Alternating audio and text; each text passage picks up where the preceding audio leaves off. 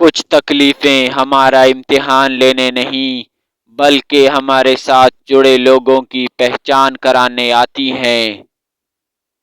بات علم سے کرو، طاقت کا سہارا نہ لو، کیونکہ طاقت کتنی بھی بڑی کیوں نہ ہو، علم کے آگے چھوٹی ہو جاتی ہے۔ جب کوئی شخص اپنی تعریف خود کرے تو اس کا وقار ختم ہو جاتا ہے۔ وہ بندہ دولت، عزت اور صحت کی خواہش چھوڑ دے جو بخیل ہے اور ہمیشہ اپنے حق سے زیادہ کا امیدوار ہے۔ دولت کا مستحق صرف سخی انسان ہے۔ آج کا انسان اپنی روزی کی فکر میں رزق تلاش کر رہا ہے اور اپنے رازق کو بھول بیٹھا ہے جو اسے رزق دیتا ہے۔ زندگی کا راز یہی ہے کہ جہاں رہو، جس حال میں رہو، خوش رہو اور مطمئن رہو۔ غلامی بہت بڑی لعنت ہے۔ غلامی زبان سے وہ کچھ کہلوا سکتی ہے جو انسان نہیں کہنا چاہتا۔ آج کل تعلیم زیادہ ہے اور علم کم، جبکہ پہلے زمانے میں علم زیادہ تھا اور تعلیم کم۔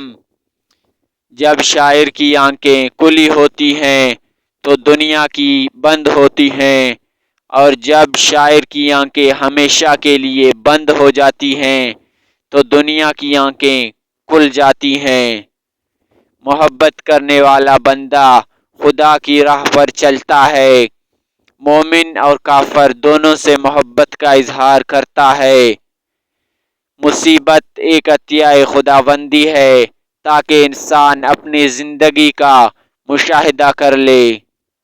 گنہگار کی عاجزی عبادت گزار کے غرور سے بہتر ہے۔ انسان کو ہمیشہ یاد رکھنا چاہیے کہ نیک عمل کبھی ضائع نہیں ہوتی۔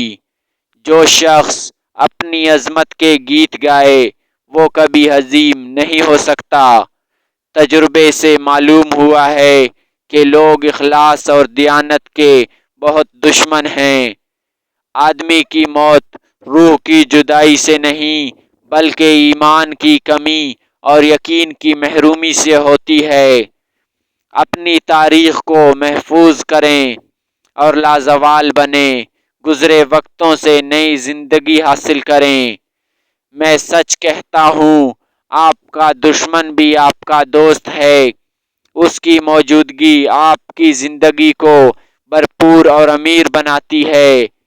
زندگی دوسروں سے قرض نہیں لی جا سکتی، اسے خود اپنی روح کے اندر روشن کرنے کی ضرورت ہے۔ تم کامیابی اور ناکامی پر نظر نہ کرو بلکہ اپنے مقصد تخلیق کو پہچانو اور جدوجہد کیے جاؤ۔ علم کی جستجو جس رنگ میں بھی کی جائے عبادت ہی کی ایک شکل ہے۔ وہ بندہ کبھی ذلیل نہیں ہو سکتا جس میں یہ ایک خوبی ہو کہ وہ عاشق رسول ہو صلی اللہ علیہ وسلم۔ عشق رسول صلی اللہ علیہ وسلم دنیا بھی ہے اور دین بھی۔ اس کے بغیر انسان نہ دین کا رہتا ہے نہ دنیا کا۔